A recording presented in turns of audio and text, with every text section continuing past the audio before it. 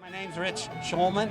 I grew up in New York City, but I live in Wilkes County, the moonshine capital of the world, very rural and a lot of old time. Home in NASCAR too, and but a lot of old time traditionally played there, and that's part of what drew me up there.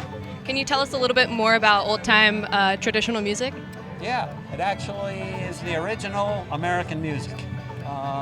The fiddles came from like Ireland and Scotland, and the melodies in England, and they came in like into Canada, New York, Boston, in the ports there, and then the the banjos came across from Africa, and they met in Virginia. And so the melodies with the fiddles and traditional melodies, and then they put it with the banjo rhythm, and that became old-time music. And so that was the original old-time music, or the original American music. And then guitar got added in later, and then all other forms of music came from that. And just one change here, one change there, and when the radio came in, that's when they started looking for performance music rather than dance music. And that's when other stuff like bluegrass and whatever started coming in to hold people's attention. But fiddle tunes, old-time music, that's where it's at. You know, you get with other people, you dance, you have a good time. And it's the easiest, the most accessible music for people to play, to join in a jam, because it's structured and the chords are pretty standard, and it's pretty easy to figure out.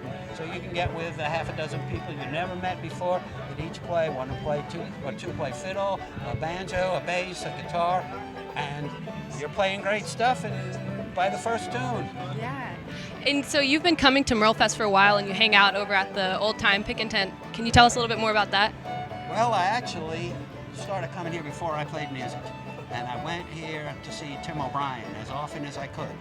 So then fast forward 10 years, and I didn't play then. Then I started playing, and then I moved up to this area and volunteered to play at the jam tent. And it was Saturday evening, and everybody was gone. It was dark by then, and Tim O'Brien comes over and sits down. And he goes, "Let's play some tunes." And so I got to play with him, and it was like a bucket list kind of thing. And I told him the story, you know, that I came to play him, I didn't play, and now I'm playing with him and stuff. And it was just a really cool thing.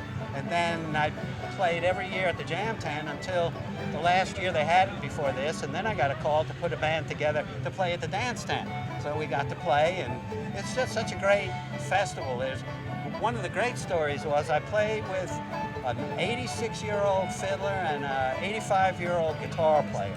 The guitar player had since passed away, but at the last Merlefest, we would play in that building there in the lobby, because it was cool, for about an hour on Saturday afternoon.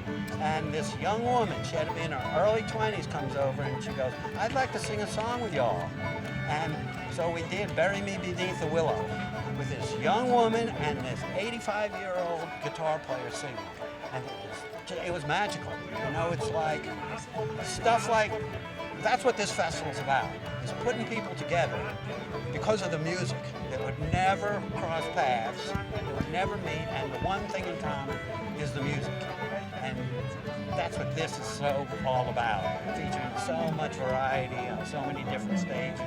And then other stuff like the old time tent where people can come and listen and then go, "I never heard that music before except on a cartoon. That's really a genre?" And it's just a one-of-a-kind kind of thing as far as I'm concerned. Well, thank you so much for sharing your knowledge on this tradition with us. It was really great speaking with you, Richard. Sure, my pleasure. Thank Glad you. to be able to do it. Yeah.